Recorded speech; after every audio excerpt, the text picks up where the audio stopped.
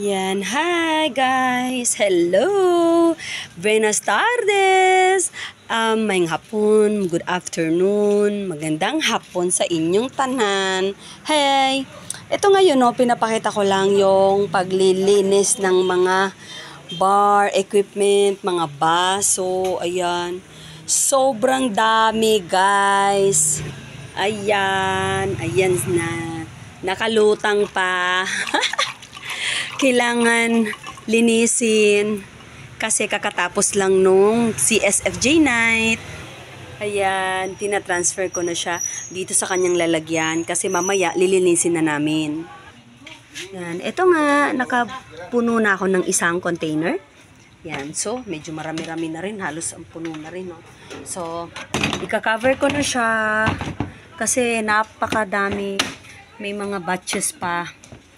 So, marami. So, ito na sila. Yan. O, diba? Ang dami ko nang nagawa.